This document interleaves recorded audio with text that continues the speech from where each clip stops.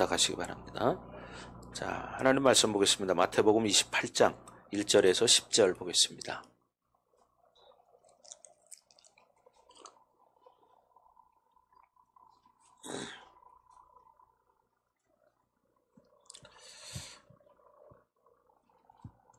마태복음 28장 1절에서 10절까지 저 여러분들이 한 절씩 교독합니다.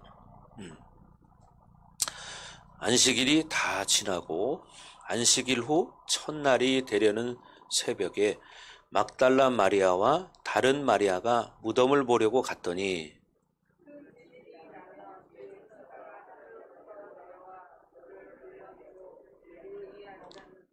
그 형상이 번개 같고 그 옷은 눈같이 희거늘.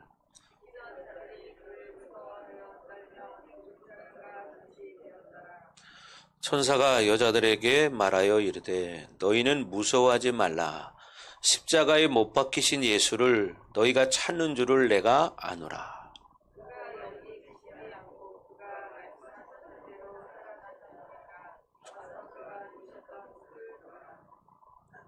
또 빨리 가서 그의 제자들에게 이르되 그가 죽은 자 가운데서 살아나셨고 너희보다 먼저 갈릴리로 가시나니 거기서 너희가 배우리라 하라. 보라, 내가 너희에게 일렀느니라 하거늘.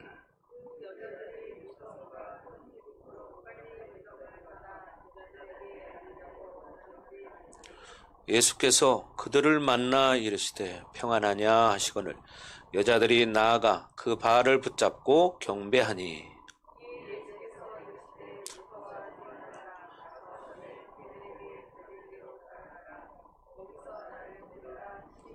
아멘. 예. 이 부활절, 부활은 정말 우리 인류 역사상 영원토록 끝이 없는 그 시간을 가도 최고의 기쁜 날입니다. 이 부활절. 그냥 어떤 절기가 아니라 여러분 이 부활은 정말 우리 인류에게 가장 큰 선물이고 가장 기쁜 날입니다. 왜요? 우리에게 영생을 선물로 주셨기 때문이죠. 예수님이 부활하신 것은 곧 우리도 부활한다는 것입니다. 또 영원히 산다는 것입니다. 그렇죠? 그래서 우리는 성경에 말하는 것처럼 예수님을 영접하면 어떻게 해요? 하나님의 자녀가 되는 권세를 주셨다고 말했어요. 그래서 우리는 하나님의 자녀입니다. 그러니까 여러분들이 이 땅에서 짧은 시간을 삽니다. 근데 우리는 지금 살아있기 때문에 이 삶이 언제 끝날지 모르기니까 그냥 그날이 오지 않을 것처럼 그렇게 살아요. 그러나 그날은 마지막 날은 옵니다. 왜? 성경에 분명히 말하고 있기 때문이죠. 그날은 누구든지 피해갈 수 없는 날이에요. 우리 사람들에게는, 우리 인간들에게는 가장 큰 문제가 사실은 죽음이라는 문제입니다. 그렇죠? 누구도 피해갈 수 없는 문제. 그러나 중요한 것은 죽으면 끝이 아니라는 거예요. 영원한 시간이 있다는 것입니다. 누구에게나 영원한 시간이 있다. 그런데 그 영원한 시간이 내가 어디 가서 살 것이냐. 이걸 정말 이 땅에서 만들어가는 겁니다. 이 땅에서 우리가 만들어가는 거예요. 예. 여러분 지금도 죽어가는 사람은 있잖아요. 그렇죠? 예. 그래서 이 죽음이라는 것은 인간의 능력이 미칠 수 없는 일이죠. 왜? 주권자이신, 창조자이신 하나님의 주권에 있기 때문입니다. 예. 아무리 의술이 발전한다 해도 죽음을 이겼다고 말하는 의사는 없습니다. 그렇잖아요? 전 세계적으로 지금 영원토록 마찬가지입니다. 죽음을 내가 이겼다. 나는 사람을 죽지 않게 할 수 있다. 이런 의사는 못 봤습니다. 그죠? 앞으로도 없을 것입니다. 왜? 생사화복은 하나님의 주권에 있기 때문이죠. 그래서 여러분들이 정말 인간에 있어서 가장 사실 고민되는 게 죽음이잖아요. 그죠? 죽음 앞에 서보세요. 무엇이 필요하겠습니까? 응? 돈이 필요하겠습니까? 명예가 필요하겠습니까? 뭐가 필요하겠습니까? 죽음 앞에서는 오직 하나입니다. 믿음. 내가 예수님을 진짜 믿었느냐? 이게 제일 중요하죠. 세계 종교사상 그 종교의 창시자가 죽었다가 살아났다. 이런 종교는 없습니다. 그렇잖아요. 네. 세계적으로 어떤 종교든지 간에 우리 종교를 만든 분이 죽었다가 부활하셨다. 이렇게 말하는 데는 한 군데도 본 적이 없고, 그죠? 앞으로도 없을 것입니다. 왜? 사실이기 때문이죠. 옛날에 그런 이야기를 들은 적이 있어요. 인도에 가면 사실 힌두교가 많습니다. 그런데 그곳에서 선교하던 스탠리라고 하는 선교사님이 계셨어요. 근데 이 선교사님이 이제 길거리에서 노방전도를 해요. 노방전도를 이렇게 쫙 계속 하고 있는데 어떤 이슬람 교도가 소리를 지르는 거예요. 우리 이슬람과 당신 기독교는 다르다. 이렇게요. 그래서 뭐가 다릅니까? 이렇게 물어봤대요, 선교사님이. 그러니까 뭐라고 말하냐면 우리는 메카에 가면 마호메토 시체가 들어있는 관이 있다. 그런데 기독교는 예루살렘에 가도 예수의 시체가 없더라. 이런 얘기를 하더라는 거예요. 빈 무덤밖에 없더라. 그래서 이 선교사님이 말했대요. 바로 그것이 당신들이 믿는 이슬람교와 우리 기독교가 다른 점이다. 왜? 예수님은 부활하셔서 승천하셨기 때문에 빈 무덤이 있는 거다. 근데 너희가 믿는 신은 어떻게? 사람이 죽은 거기 때문에 거기 있지 않느냐. 이게 바로 너희와 우리의 차이점이다. 이렇게 말을 했다고 그래요. 여러분, 예수님의 죽으심과 부활이 없으면 우리 인간에게는 사실 소망이 없습니다. 그죠? 소망이 없어요. 왜? 영원히 우리는 지옥에 가야 하기 때문이죠. 영원히 지옥에 가야 되기 때문에. 그래서 여러분들 정말 최고 기쁜 날이 뭐냐면 부활절이에요. 부활. 이걸 믿고 사는 거예요. 사실이니까. 초대교회 때는요, 수많은 사람들이 죽었습니다. 예수 믿는 것 때문에.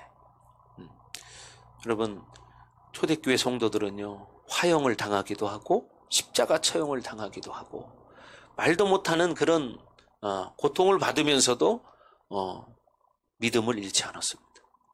그들은 죽어가면서도 웃으면서 찬양을 불렀다는 것입니다. 왜요?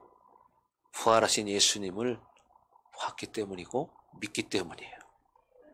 여러분, 성경에서도 스데반 집사가 돌에 맞아 죽어가면서 얼굴이 해와 같이 빛났더라. 이렇게 말합니다.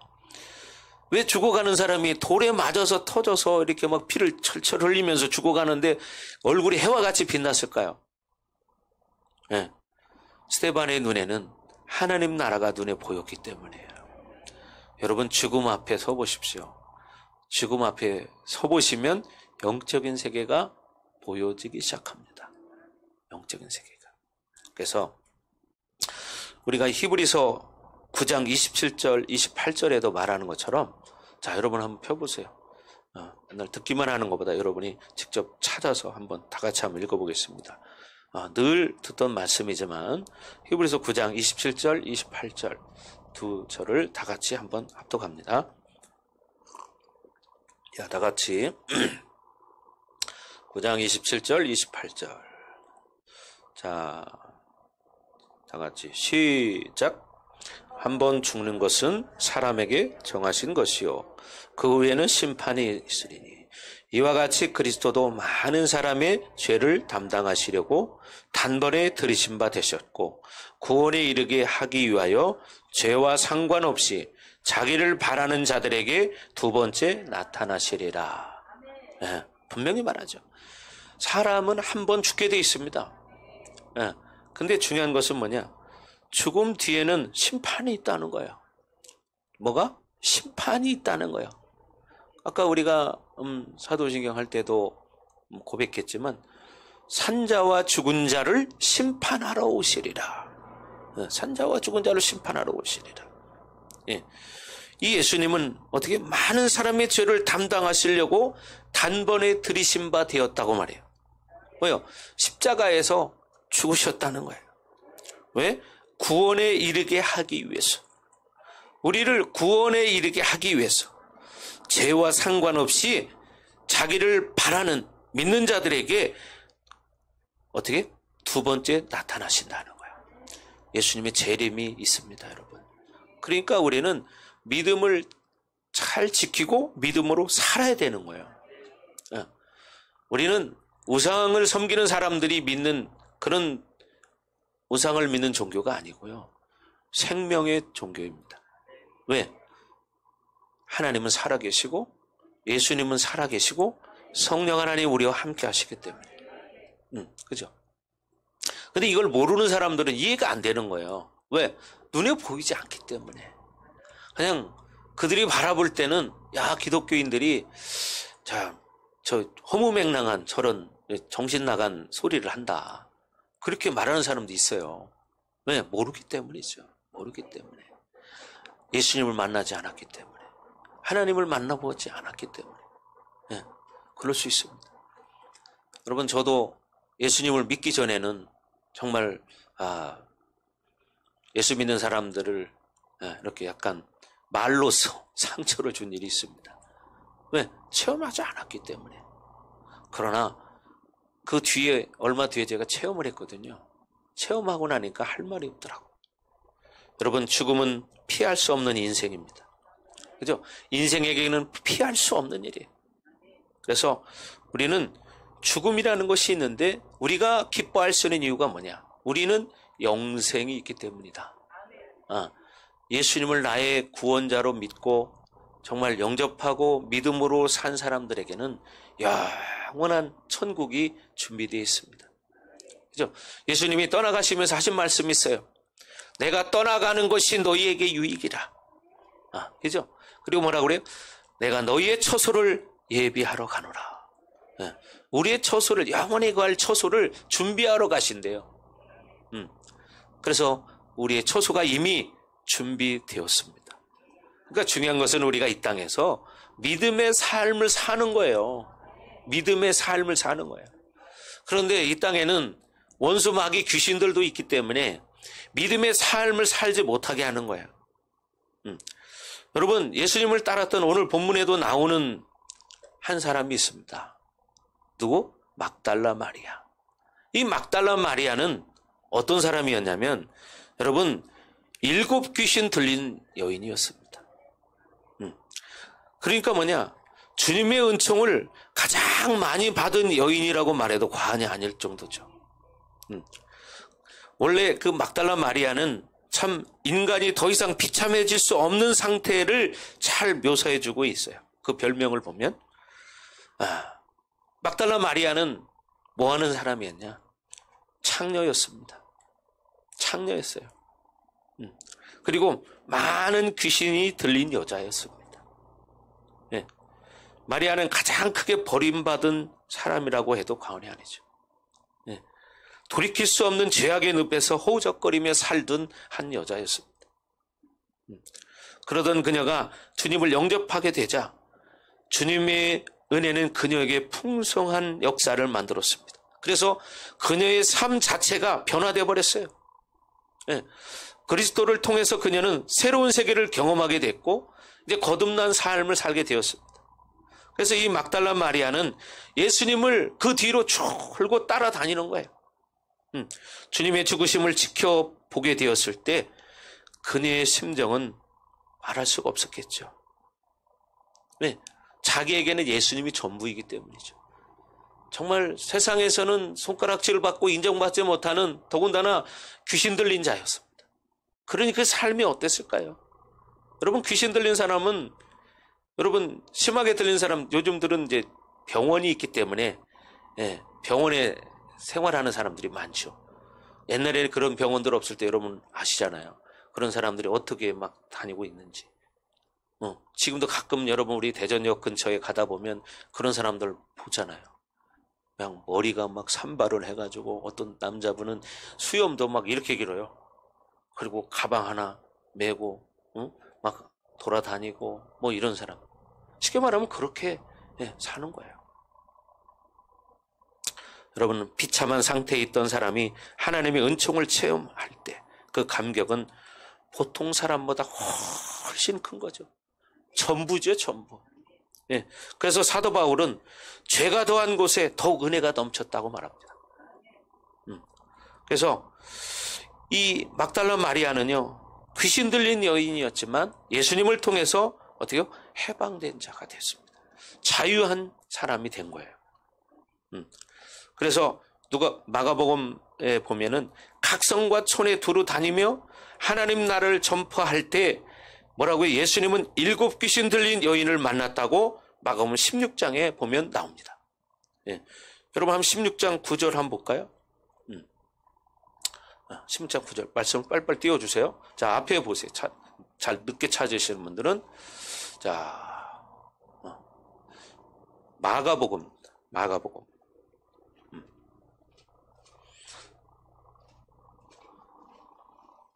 자, 찾으셨어요? 자, 다 같이 읽습니다. 시작. 예수께서 안식구 첫날 이른 아침에 살아나신 후 전에 7 귀신을 쫓아내어 주신 막달라 마리아에게 먼저 보이시니 이렇게 말합니다. 예수님이 안식구 첫날이 뭐예요? 이 주일입니다. 이 아침에 살아나셨어요. 그리고 전에 7 귀신을 쫓아내준 여자가 있었어요. 그 여자가 누구냐? 막달라 마리아예요. 근데 예수님이 제일 먼저 누구에게 나타나셨냐? 막달라 마리아에게 제일 먼저 나타나셨다는 거예요. 네? 여러분, 왜 예수님이 막달라 마리아에게 나타나는가는 이제 말씀 이따 후반에 이제 나오겠지만, 여러분, 정말 우리는 믿음으로 살아야 합니다. 네? 예수님을 만나야 이렇게 인생이 바뀌기 때문에. 그 당시에요, 귀신 들렸다는 것은 육신의 병뿐만이 아니라 도덕적으로 또 정신적으로 윤리적으로 좀 문제가 있는 거죠. 그래서 그런 사람들은 철저한 죄인으로 취급을 받았어요. 더군다나 여기는 보면 7 귀신들이라고 말합니다. 7 귀신. 여러분, 이 언급은 그녀의 심각한 상태나 병이 재발하는 상태를 강조해요.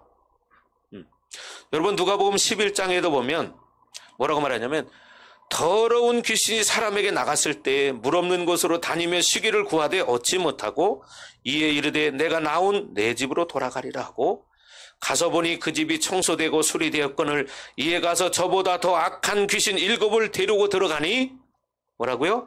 그 사람의 형편이 이전보다 더 심하여졌더라. 여러분, 이렇게 그녀는 자제할 수 없는 상황에서 다른 사람을 해하기도 했을 거예요. 그러니까 많은 사람들에게 손가락질 받고 욕을 먹었을 겁니다. 인간으로서 정당한 대우를 받을 수 없죠. 그래서 늘 이 막달라 마리아는 절망 가운데 살았습니다.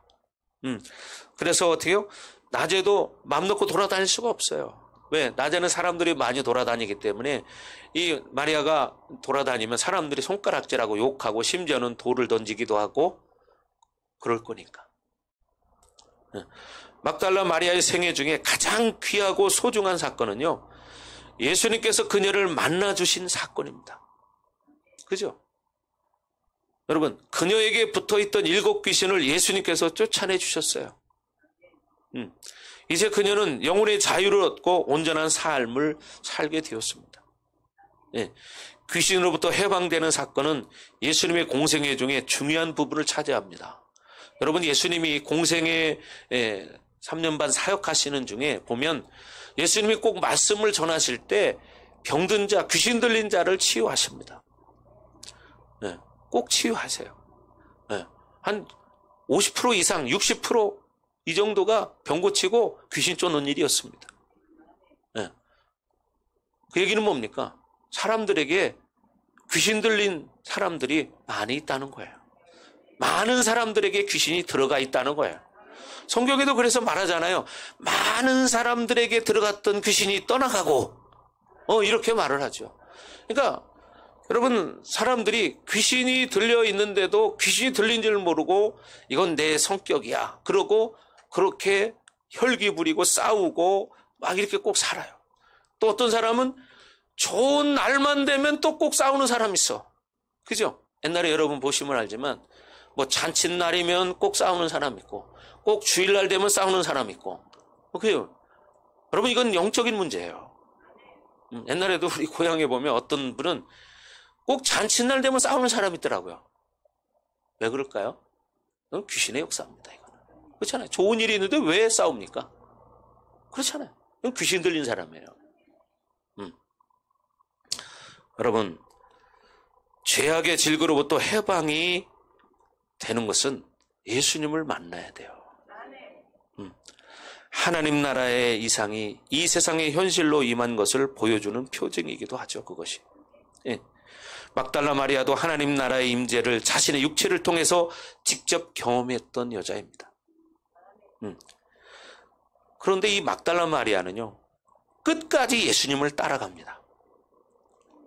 보통 사람들은요, 자기 필요가 채워지고 자유해지면 느슨해지고 배신하고 도망가거든요. 대부분의. 여러분, 성경에도 보면 그렇잖아요. 문둥병 걸린 자들이 9은 도망가고 1명만 돌아오잖아요. 그죠? 막달라 마리아가 주님의 은총에 감사드린 것은요, 자신의 온 삶을 주님께 헌신하기로 결단한 사실에서 잘 나타나고 있습니다.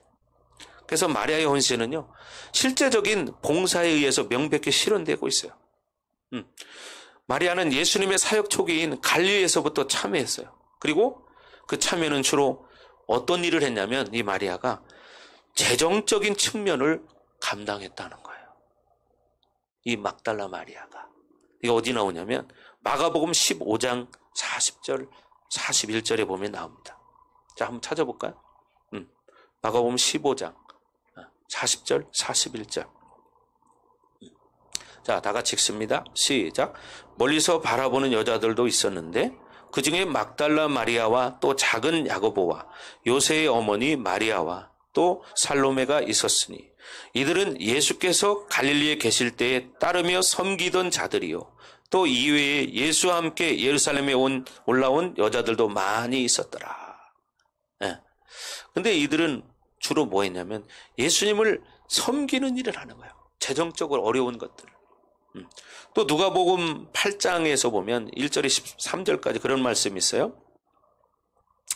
그 후에 예수께서 각성과 마을에 두루 다니시며 하나님의 나라를 선포하시며 그 복음을 전하실세 12 제자가 함께 하였고 또한 악귀를 쫓아내심과 병고침을 받은 어떤 여자들 곧 7 귀신이 나간 자 막달라인이라 하는 마리아와 헤롯의 청지기 구사의 아내 요한나와 수산나와 다른 여러 여자가 함께하여 자기들의 소유로 그들을 섬기더라.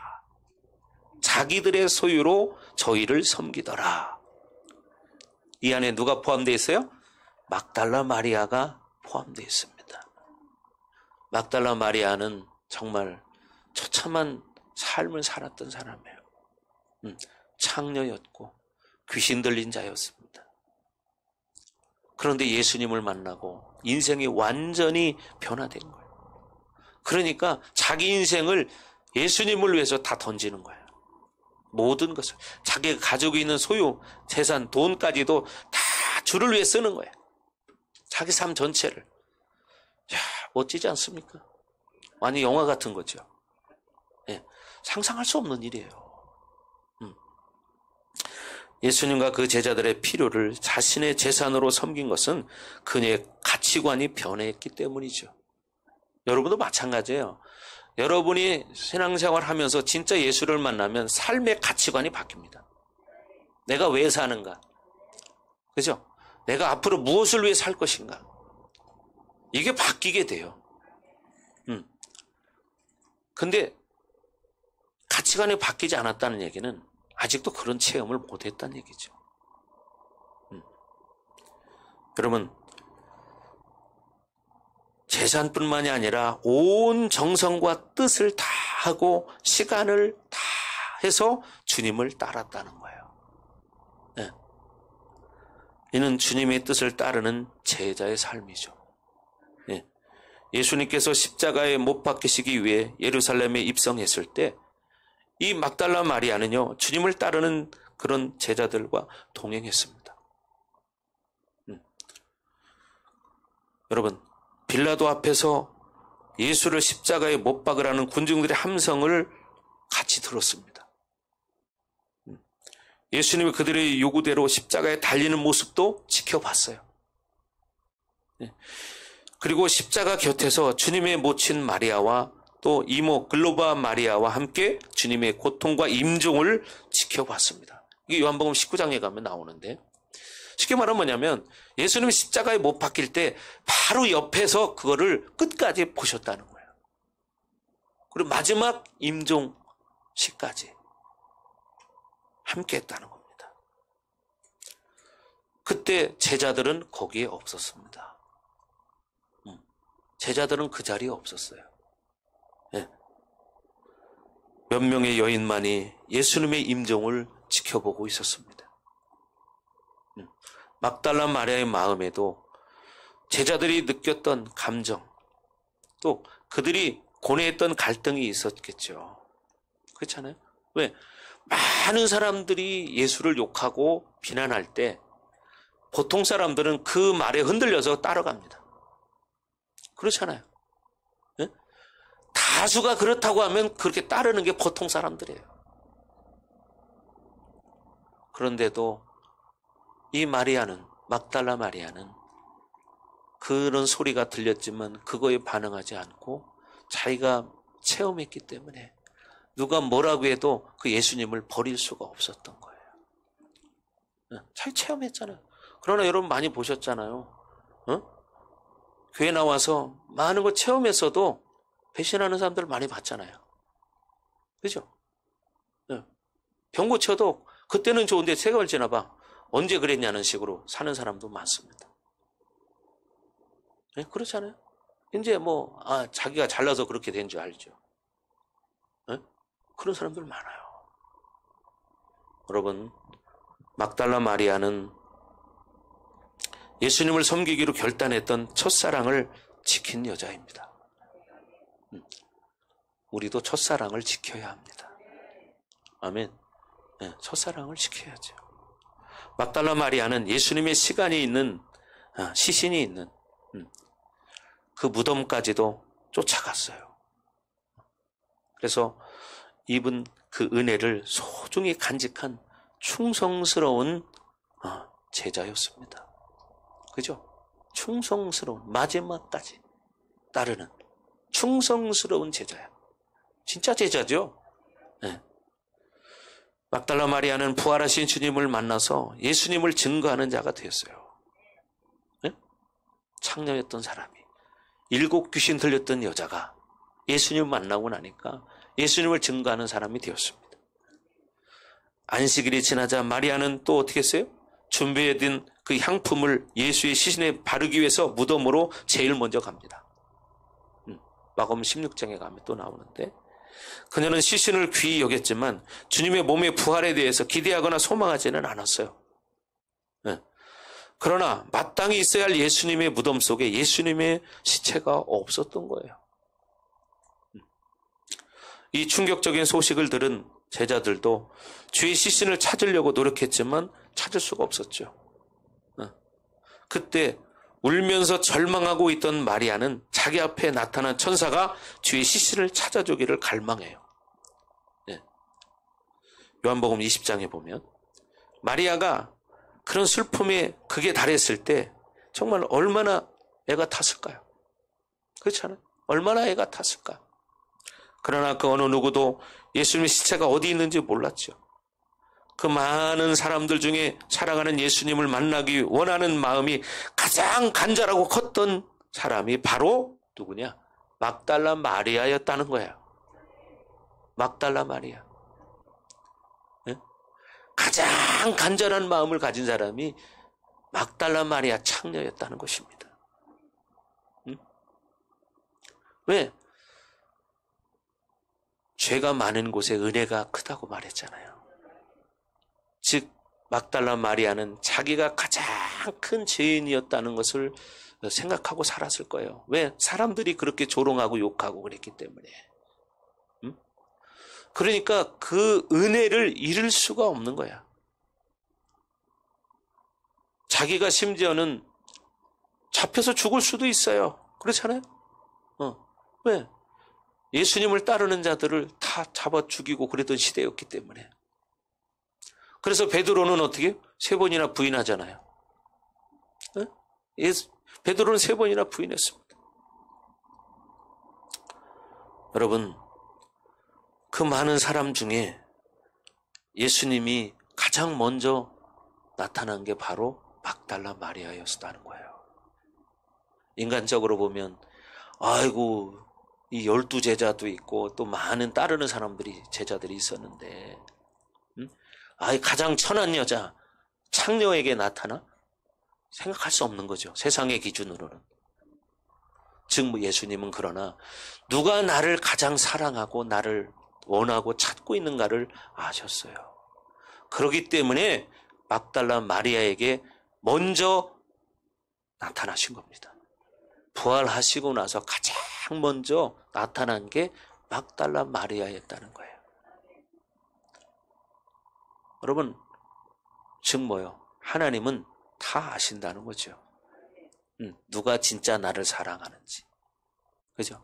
누가 나를 진짜 사랑하는지. 그래서 성경에도 말하잖아요. 중심을 취하는 여호와라고. 나 만군의 여호와는 중심을 취하는 여호와니라. 네. 그러니까 많은 제자들이 있었지만 진짜 예수님을 사모하고 찾고 간절했던 사람이 막달라 마리아였다는 것을 예수님이 아셨기 때문에 제일 먼저 여인에게 나타난 것입니다. 여러분들은 부활하신 예수님을 얼마나 만나기 원하십니까? 네? 얼마나 만나기를 원하십니까? 그것은 바로 내 믿음입니다. 여러분의 믿음입니다. 여러분의 믿음. 그냥 관념적으로만, 지식적으로만 부활절이 아니라 진짜 이 사건은 실제 사건이고 우리에게 영원한 영생을 선물로 주신 것은 앞으로 실제로 실현되는 일이기 때문에 이것을 얼마만큼 믿고 사느냐에 따라서 인생은 달라집니다. 여러분, 이렇게 예수님을 따랐던 마리아, 죽은 후에도 죽었으니까 이제는 내 살 길을 가야지, 그렇게 한 게 아니라 마지막까지 끝까지 따르는 이 마리아의 모습을 우리는 본받아야 됩니다. 지금 당장 나에게 유익을 위해서 사는 그런 사람들이 아니라, 오늘날 수많은 사람들은 교회를 다니기는 하지만 자기 유익을 위해서 다니는 사람들이 참 많습니다. 자기 유익을 위해서. 유익이 안 되면 떠나는 거죠. 그러니까 예수님을 믿는 게 아니에요. 자기 잘 되기 위해서 교회 다니는 거야. 자기 문제 해결하려고 교회 다니는 거야. 그리고 문제 해결되면 도망가는 거야. 그게 예수 믿는 겁니까? 예수님의 첫사랑을 잃어버린 거죠. 왜? 이제는 배부른 거죠. 세상에도 그런 말 있잖아요. 배에 기름기가 끼면 사람이 변한다고.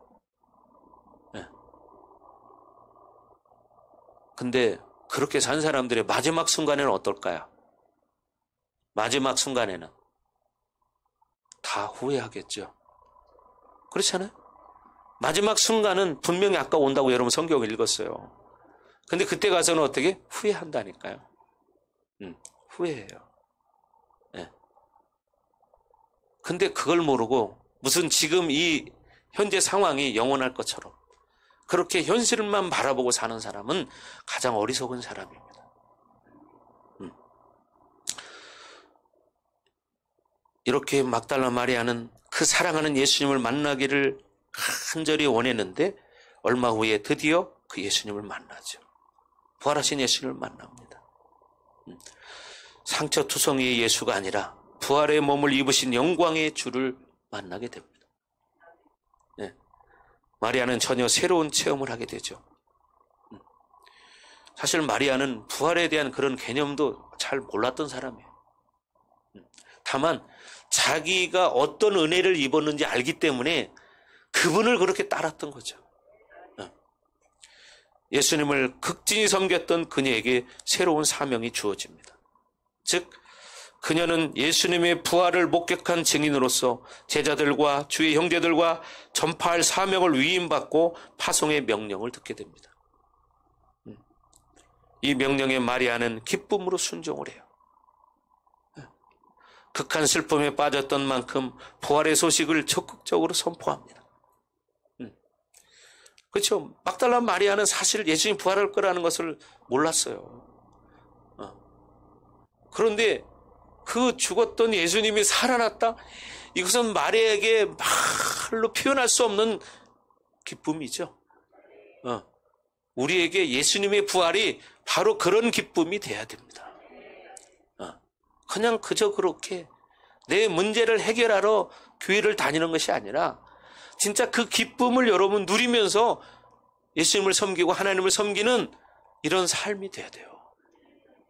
눈에 보이는 어떤 거, 어떤 사건, 뭐 귀신이 떠나가고 병이 고쳐지는 그런 것만 쫓아다니는 게 아니라 그것은 당연한 것이고 정말 우리는 믿음의 눈으로 늘 예수님을 보고 있잖아요. 또 그분은 우리 안에 계시잖아요. 우리 안에 계시잖아요. 이분과 우리는 늘 함께 동행하는 거예요. 임마누엘 하나님은 늘 함께 하시니까. 그래서 우리 안에는 뭐가 있어요? 기쁨이 있어야 되는 건데 사실은 믿음이 없으면 현실에 눌려버리는 거예요. 현실만 바라보고 반응하는 거예요. 그래서 맨날 그거 가지고 싸우는 거죠. 그러나 여러분 에베소 6장에 분명히 말하잖아요. 우리의 싸움은 혈과 육에 대한 것이 아니요. 싸우는 것은 혈과 육 가지고 싸울 문제가 아니다. 응? 하늘에 있는 악의 영들을 상대해야 된다는 거예요. 그렇잖아요. 근데 현실적인 문제를 보고 싸울 게 아니라 누가 이런 환경을 만들었는가 그 배경을 보면은 그게 누구예요? 다 귀신들이죠. 왜? 귀신들은 싸우게 하는 거죠. 싸울 때 박수를 치고 좋아합니다. 여러분 이거 아셔야 돼. 가족들끼리도 싸우는 거는 귀신들이 춤을 춰. 아이고 잘한다 잘해. 야 너는 충성스러운 내 종이다. 어째 그렇게 잘하니? 에? 춤을 춰요. 에? 춤을 춰. 여러분 이걸 아셔야지. 에? 내가 혈기 부리고 짜증내고 싸우고 이러는 것은 귀신들은 춤을 춰요. 에? 그렇죠 윤 권사님? 예. 네, 윤 권사님 춤을 추세요. 네. 여러분 이걸 깨달아야 돼요. 저도 옛날에 그런 경험이 있어요. 신앙생활 초기 때 내가 은혜 받으면 꼭 원수는 이걸 쏟게 만들더라. 근데 그걸 한 번, 두 번 속아보니까 그 뒤부터는 이제 내가 속을 수 없다. 왜? 가만히 보니까 은혜 받으면 꼭 쏟게 만드는 거야. 꼭 또 주일날 아침에 혈기나게 만들어. 아니면 토요일날 밤에 혈기나게 만들어. 왜? 내일 예배를 못 드리게. 내일 예배 은혜 받지 못하게. 네? 이걸 깨달으셔야 되는데 나도 초창기 때는 그거 몇 번 속았어요. 근데 가만히 생각해 보니까 정말 내가 그럴 때마다 귀신들은 춤을 추겠구나. 누가 기뻐하겠어요? 예수님이 기뻐하겠어요? 하나님이 기뻐하겠어요? 누가 기뻐하겠어요? 귀신만 기뻐하지. 왜? 사람이 혈기나면 흔히 남자들이 하는 18번이 뭔지 아시잖아요. 나 교회 안 가. 이게 18번이거든요. 나 교회 안 가. 이게 아주 18번이야. 아니 교회를 누구를 위해서 가는 건데. 그리고 또 자존심이 있으니까 또 뱉었잖아요. 이건 바보예요, 바보. 왜 귀신이 원하는 걸 그렇게 좋아하게 그렇게 살아야 합니까?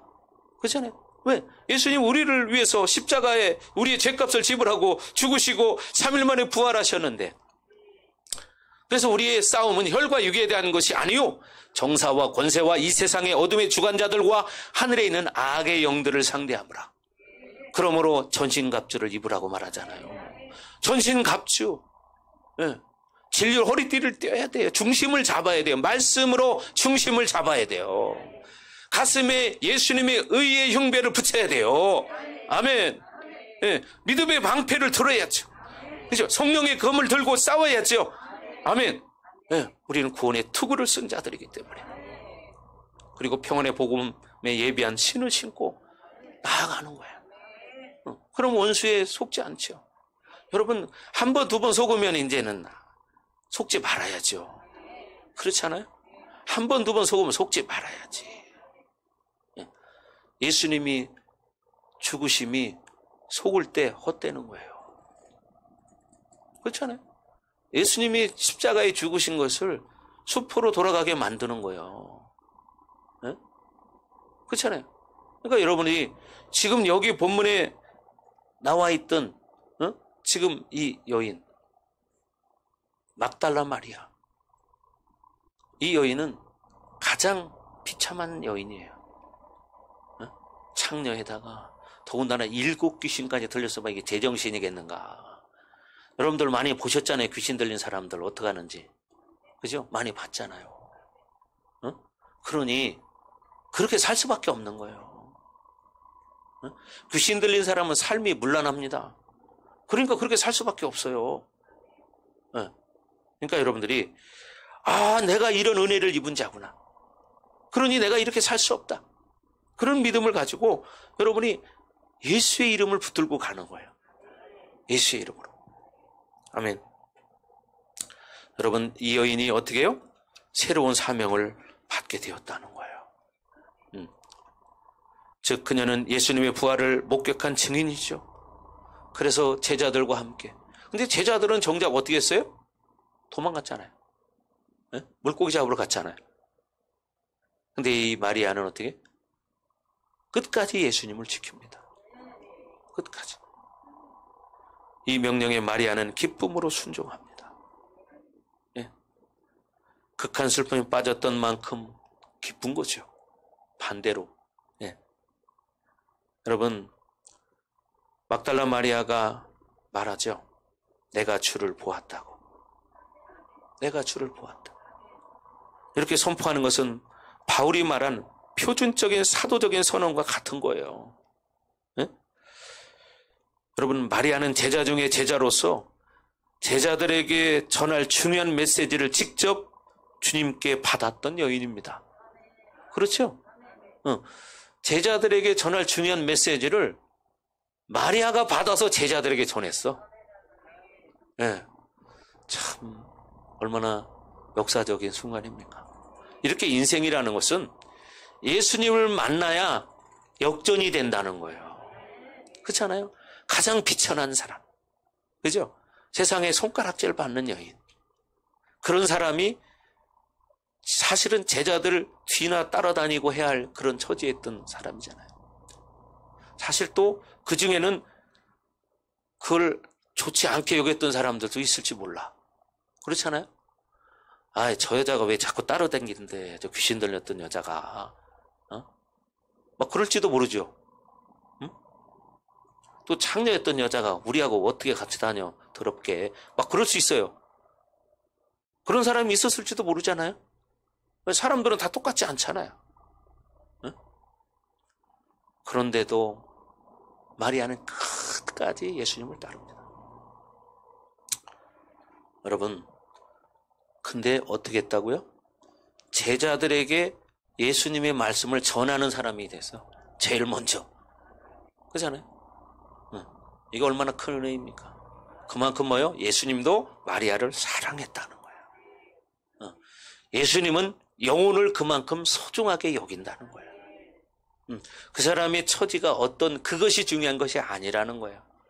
그 사람의 직업이 어땠든 그것이 중요한 게 아니라는 거죠. 정말 지금 그가 어떤 마음으로 나를 따르는가. 그죠? 소자 같은 마음.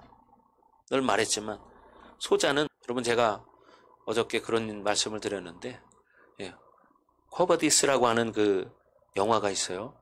거기 나오는 네로 황제가 있죠. 네로 황제가 로마 신에 불을 질렀잖아요. 그리고 그것을 기독교인들에게 떠넘겼어요. 네로 황제는 쉽게 말하면 제가 볼 때 정신질환자였던 것 같아요. 왜? 뭐 자기 엄마도 죽이고 자기 부인도 죽이고 그랬던 사람이에요. 그러니까 이게 문제가 있는 사람이죠. 그런 사람이 지금까지 살아있나요? 결국 자진해서 죽었습니다.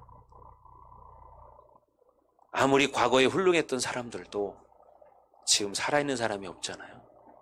그 얘기는 뭐예요? 때가 되면 다 이 땅을 떠나야 한다는 거죠. 그런데 떠날 때는 어디로 가느냐? 이게 문제죠. 어디로 가느냐? 네. 천국을 갈 것인가? 지옥을 갈 것인가?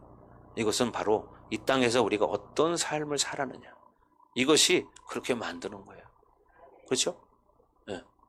그러니까 여러분들이 정말 그렇게 살으셔야 돼요. 마리아처럼 끝까지 믿음을 지키시고 예수님을 그렇게 사랑하고 예수님을 위해서라면 무엇이든지 할 수 있는 모든 것, 자기의 삶을 다 던져버렸잖아요. 그죠? 자기의 삶을 다 포기했습니다. 왜? 그거보다 큰 기쁨이 없기 때문에. 그런 여러분 되기를 주의 이름으로 축복합니다. 아멘. 그렇습니다. 여러분, 하나님의 은혜의 기쁨과 감사로 섬김과 헌신의 삶을 살게 되었죠. 이와 같은 마리아의 삶의 자세는 바로 우리가 본받아야 됩니다. 사실 지금까지 여러분 나이만큼 교회 다닌 연수만큼 부활절을 맞이했을 겁니다. 그런데 그 부활절마다 나에게 어떤 계기가 있었는가? 내가 변화되는 사건이 있었는가? 아니면 나를 새롭게 하는 부활절이 있었던가? 이것도 한번 생각해 보시기 바랍니다. 그 많은 부활절을 지날 때마다 그냥 똑같이 부활절이니까 관념적으로 절기 지키는 거구나. 이렇게 생각하고 지나가는 사람들이 얼마나 많습니까? 우리는 그런 부활절이 아니라 2021년도 부활절을 기해서 다시 한번 나를 돌아보고 내 신앙을 실질적으로 마리아처럼 내가 그렇게 예수님을 사랑하는가? 그런 부활절이 되기를 바랍니다. 아멘. 여러분, 우리가 서두에 히브리서 9장 27절 말씀, 28절 말씀을 읽었습니다. 분명히 사람은 한 번은 죽게 돼 있다. 근데 그 위에는 뭐가 있다? 심판이 있다. 심판이 있으리니. 그렇기 때문에 28절에 그리스도도 많은 사람의 죄를 담당하시려고 단번에 죽으셨다. 단번에. 왜? 우리를 구원에 이르게 하기 위해서. 자기를 믿는 자들, 자기를 사모하는 자들에게 선물을 주기 위해서입니다. 그래서 여러분들이 2021년도 부활절기를 맞이해서 여러분들이 그렇게 변화되기를 주의 이름으로 축복합니다. 아멘. 여러분, 우리는 그저 그렇게 이 땅에 살다가 그냥 끝나는 그런 인생이 돼서는 안 됩니다. 늘 우리에게 새롭게 다가오시죠. 그죠? 늘 새롭게 다가오세요. 우리가 예수님을 잘 믿는다는 것은 영생을 준비하는 겁니다. 영생을 준비하는 거죠. 요한복음 10장 28절에서 30절을 보면 이런 말씀이 있어요. 내가 저희에게 영생을 주노니 영원히 멸망치 아니할 터이요. 뭐라고요? 내가 저희에게 영생을 주노니 영원히 멸망치 아니할 터이요. 그죠? 그러니까 영생을 주신다는 거예요. 누가? 예수님이. 그러니까 우리는 영원히 멸망받지 않는다는 겁니다. 또 저희를 내 손에 빼앗을 자가 없느니라. 뭐라고요? 내 손에서 빼앗을 자가 없대. 여러분이 예수님만 믿고 산다면 예수님 손에서 빼앗을 자가 없으리라. 저희를 주신 내 아버지는 만유보다 크심에 아무도 아버지 손에서 빼앗을 수 없느니라. 아멘. 예, 만유보다 크셔요. 누가? 만왕의 왕이신 하나님께서. 그러므로 아버지 손에서 빼앗을 수가 없습니다. 왜? 우리는 그의 자녀이기 때문에. 그러나 귀신에게 속고 사는 사람은 지는 겁니다. 귀신에게 속아서. 여러분 그런 거 많이 보셨잖아요. 그러나 그런 사람도 예수님 만나면 새 사람이 되는 거예요. 마리아처럼. 그렇잖아요.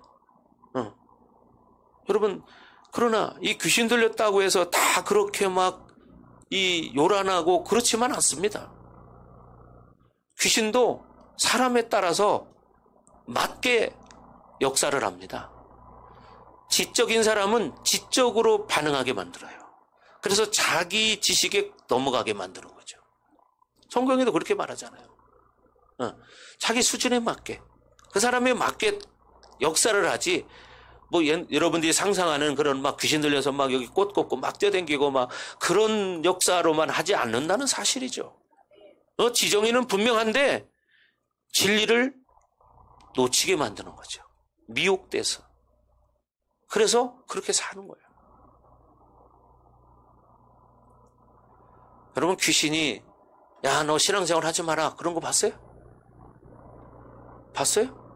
못 봤어요. 나는 지금까지. 그렇게 다가오지 않아요. 인간이 동의할 수밖에 없는 방법으로 다가와요. 인간이 동의할 수밖에 없는. 그래서 원수는 네 가족 중에 있느니라. 가족이 꼭 원수 짓을 하잖아요. 그죠? 왜? 가까운 사람이니까 그 말에 안 움직일 수가 없어. 또 가족이니까 그 반응 안 할 수가 없어. 남이면 남이니까 그냥 지나갈 수 있어요. 근데 가족이니까 늘 같이 사니까 반응 안 할 수 있어요? 그것도 한 번, 두 번, 세 번 계속 해봐요. 반응 안 할 수 있는가? 처음에는 그냥 못 들은 척하고 알았어, 그만해. 그러고 그냥 지나갈 수 있습니다. 근데 두 번, 세 번, 네 번, 다섯 번 계속 해봐. 확 올라오겠죠. 근데 그것도 이길 수 있어야 돼요. 왜? 귀신은 그걸 노리고 있기 때문이죠. 그죠? 그걸 노리기 때문에. 그러니까 여러분 그거에 지면 안 되는 거예요.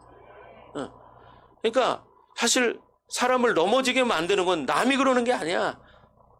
가족이야, 첫째는. 가족. 그죠? 다음에 뭐야? 가장 가까운 사람. 친척, 친구, 직장 동료, 이런 사람들. 가장 가까운 사람들이 자기를 힘들게 하는 거예요. 그러면 결국 거기에 넘어가면 영생을 빼앗기는 거죠. 끝까지 그렇게 가. 어떤 사람은 그러잖아요. 나 예수 안 믿어. 말 함부로 하면 안 됩니다. 큰일 납니다. 나 교회 안 가. 큰일 납니다. 그 말에. 이걸 아셔야 돼요. 왜? 그건 귀신에게 빌미를 주는 거예요. 왜 귀신이 좋아하는 말을 합니까? 여러분 앞으로 추워도 그런 말을 해서는 안 되고 그런 말한 거에 대해서 회개해야 됩니다. 여러분. 철저히 회개해야 됩니다. 아멘. 네. 그리고 목사님 그런 얘기 했잖아요. 나를 힘들게 하는 사람이 있다. 그럼 솔직히 힘들죠. 그렇잖아요. 인간이기 때문에.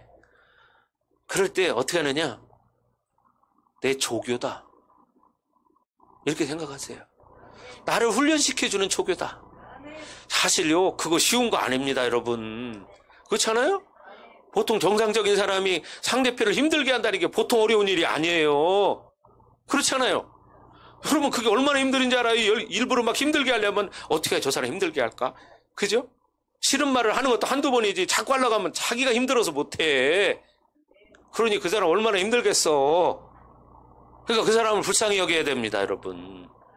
알았어요? 네. 그러니까 제가 옛날에 말했잖아요. 옛날에 나를 훈련시킨 조교들이 여기 많이 계시다. 그죠? 나를 훈련시킨 우리 조교들, 우리 성도들. 그래서 내가 주소! 왜? 나를 목사 만드느라고 애쓰셨으니까. 그죠? 네. 나를 훈련시키느라고. 그런 조교들이 얼마나 많았어요. 근데 정말 이건 제 농담이 아니고요. 어느 날 기도하다 깨달았어요. 내가 그 영혼들 때문에 정말 힘들고 그게 뭐 말할 수가 없죠. 말할 수가 없지. 몇 번인지 수천 번 될 거니까 수천 번. 근데 내가 세월이 지나서 이렇게 변화되고 보니까 그들이 내 조교였구나. 그걸 깨달았습니다. 여러분 나중에 이걸 깨닫는 날이 올 겁니다. 나를 힘들게 했던 사람이 내 조교였다는 것을. 진짜 그거를 깨달으면 된 거예요. 근데 그거를 깨닫기까지가 그리 쉬운 건 아니에요. 그죠? 그만큼 엎드려야 돼요. 엎드려야 돼요. 그래야 저 사람이 내 조교였구나. 이걸 알 수 있습니다. 여러분, 말로만 그냥 그게 쉬운 것 같죠? 그게 아니라 진짜 내 속에서 그게 깨달아지려면 그게 쉬운 게 아니야. 네.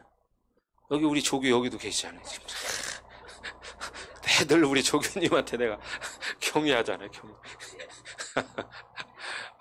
말도 못합니다. 말도 못해. 진짜 몇 번을 했는지 할 수가 없죠. 셀 수가 없어.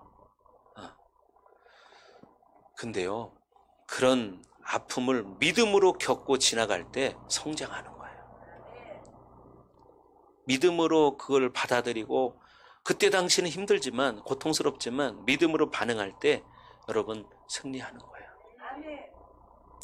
마리아가 여기까지 따라올 때 얼마나 힘들었을까요? 예수님 만났다고 해서 항상 즐거웠을까요? 그죠? 많은 사람들이 어울려서 같이 생활하는데, 많은 사람, 그 중에는 여러분 교회 안에서도 그렇잖아요. 사랑의 공동체라고 말하는 공동체 안에서도 일반 우리 교회는 그런 일이 없지만 다른 교회 가면은 성도들끼리 손가락질하는 사람 있잖아요. 우리 교회는 없습니다.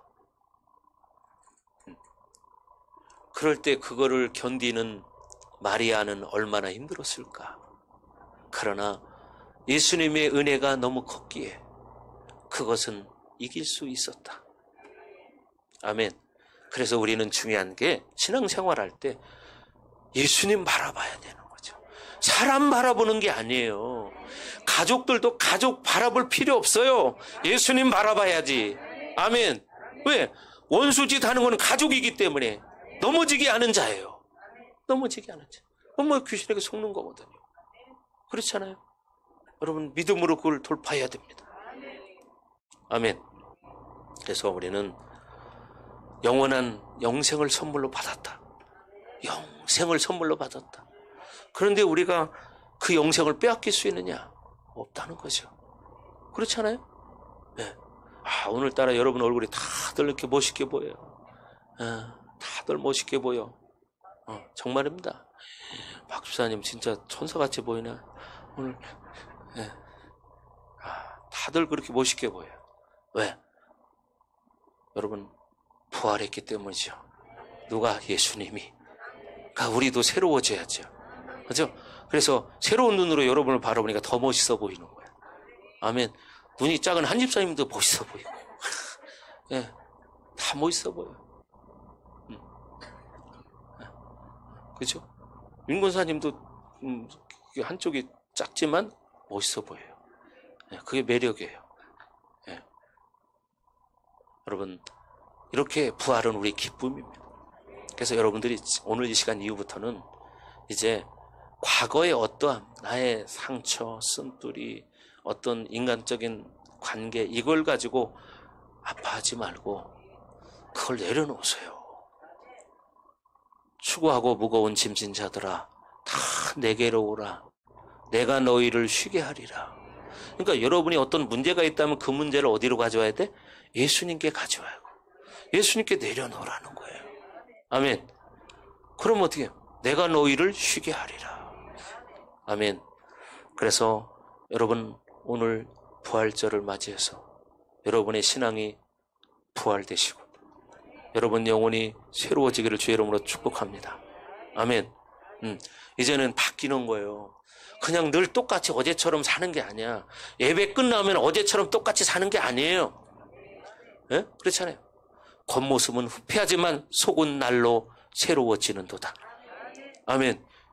이렇게 되기를 주의 이름으로 축복합니다. 그렇게 되기로 결단하십니까? 아멘. 네. 이 2021년 부활절을 위해서 여러분 가정도 여러분의 신앙도 부활되기를 주의 이름으로 축원합니다. 아멘. 자, 기도합니다. 자, 이 시간 우리 기도할 때 하나님 그렇습니다. 이 부활절이 그냥 그저 그런 절기를 지키는 부활절이 아니라 나에게 새로운 생명을 선물로 주신 날입니다. 영생을 선물로 주신 날입니다. 이 날을 내 가슴속에 기쁨으로 채우고 오늘부터 더 새로운 기쁨으로 하나님을 섬기며 예수님을 섬기며 늘 살기를 결단합니다. 하나님, 이 시간 성령의 불과 기름 부으심으로 충만하게 하시고 지혜와 계시음으로 충만하게 해주셔서 하나님 말씀이 나를 이끌어가게 하옵소서. 시간 나같이 기도합니다.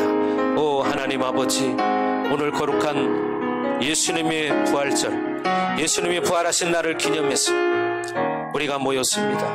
하나님 홀로 영광을 받으시옵소서. 우리를 사랑하셔서 독생자 예수 그리스도를 이 땅에 보내주시고 우리의 죄악 때문에 그 예수님을 죄값으로 십자가에 죽게 만들었습니다. 하나님, 우리를 구원하신 그 예수님 사랑합니다. 우리와 함께 하시는 성령님 사랑합니다. 오늘 이 시간 우리가 결단합니다. 이제는 주님이 주신 이 기쁨과 감격을 빼앗기지 않고 이 부활절기를 맞이해서 더욱더 우리가 새로운 삶을 살기 원합니다. 세상적으로 볼 때는 어렵고 힘든 시기이지만 하나님, 이 온 세계에 부활의 기쁨을 주신 분은 예수 그리스도입니다. 그 예수님을 믿고 살아갈 수 있는 은혜를 주시옵소서. 온 세계 열방 위에 하나님 이 기쁜 소식이 전파되게 하옵소서. 그래서 땅을 바라보는 것이 아니라 영원한 영생을 바라보며 주님 앞에 믿음으로 살기를 소망합니다. 하나님, 우리의 연약함을 이제 십자가 못 박았습니다. 십자가에 못 박았습니다. 하나님, 우리를 긍휼히 여겨 주옵소서. 내가 오늘 이 시간 이후부터는 부활하신 예수님과 함께 새로운 소망을 가지고 기쁨으로 살기를 원합니다. 어떤 힘들고 어려운 현실이 있을지라도 그것은 지나갈 것입니다. 그러므로 우리를 영생에 이르게 하신 그 예수님을 바라보며 영생의 소망을 가지고 믿음으로 살기 원합니다. 하나님, 영광을 받으시옵소서.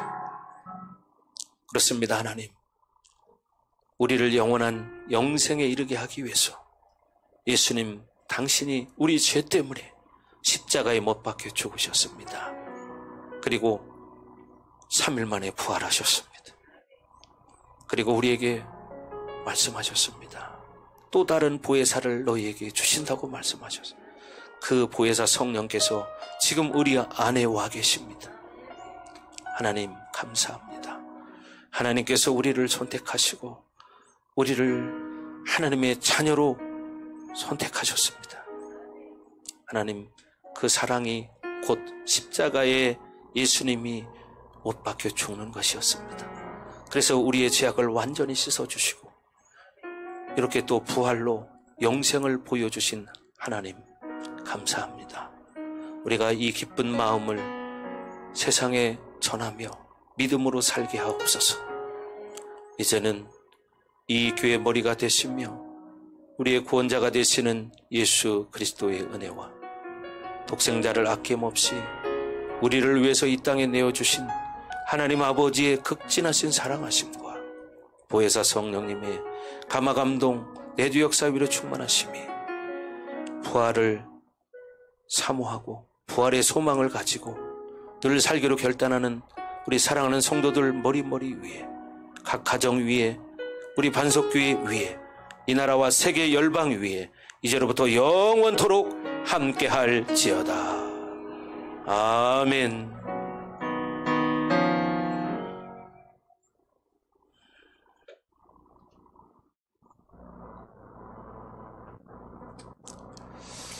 아멘. 우리 하나님 앞에 영광의 박수 올려드립니다.